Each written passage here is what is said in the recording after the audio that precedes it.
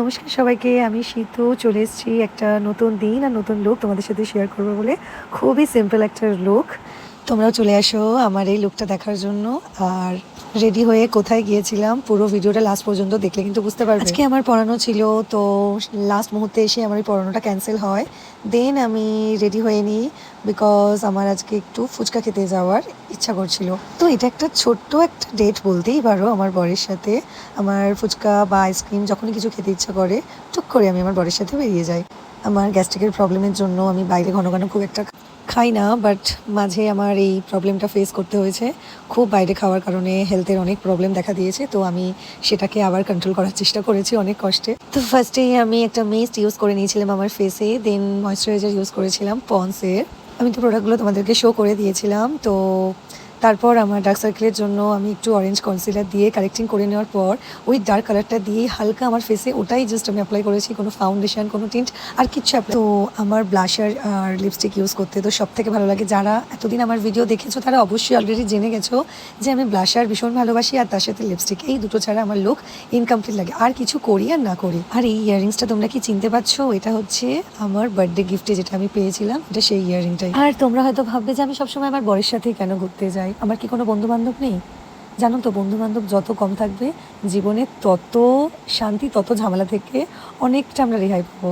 হ্যাঁ, বন্ধু বান্ধব ভাগ্যটা আমার খুব একটা ভালো নয়, কারণ আমার সাথে মতের মিলটা মানুষজনের খুব কমই হয়। আর নিজের মতো বাঁচার যা শান্তি, মানে এটা জাস্ট প্রকাশ করা যাবে না। আর এরকম বর থাকতে আর বন্ধু বান্ধবের প্রয়োজন নেই। আমাদের লাইফে তোমার ভালো কাজে, তোমার ভালো সময়ে থাকার থেকে তোমার ক্ষতি, তোমার খারাপ দিনটা দেখার জন্য মানুষের কিন্তু অভাব হবে না। তো সেই কারণে আমি না এগুলো থেকে অনেকটা দূরে নিজেকে সরিয়ে নিতে চেয়েছি, সরিয়ে রাখতেই চাই। এতে জানি আমারও মঙ্গল। যখন লাইফে খারাপ সময় আসে, খারাপ মুহূর্ত আসে, তখন নিজের মা বাবা, নিজের পরিবারের লোকজন, নিজের ভালোবাসার মানুষ, এদেরকেই সবসময় কাছে পাওয়া যায়। আর আমি কখনোই এটা বলবো না যে সব বন্ধুত্ব খারাপ, একদমই ঠিক। অনেক বন্ধুত্ব দেখেছি যে মানুষের সাথে তাদের বন্ধুত্বগুলো সারা জীবন রয়ে যায়, সেটা খুব কম সংখ্যকই দেখা যায়। এটা বাজি ধরে বলতেই পারি, সব বন্ধুত্ব এক হয় না।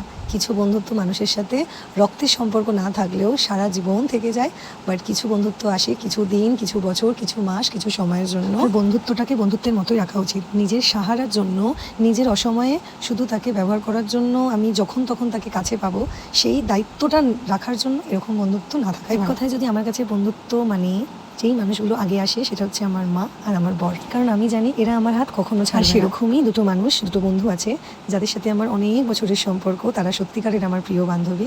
তারা অলওয়েজ আমার পাশেও আছে, আমার সুখ দুঃখেও আছে, আর আমাকে মোটিভেট করে, আমাকে এগিয়ে যেতে সাহায্য করে। আমি এরকম বন্ধুত্ব সারা জীবন। সো কল্ড ফ্রেন্ড যারা হচ্ছে কথা বলার লোক দরকার, কোথাও ঘুরতে যাওয়ার জন্য দরকার, টাইম কাটানোর জন্য দরকার, বন্ধুত্বগুলোকে আমি বন্ধুত্বের পর্যায়ে ফেলি না।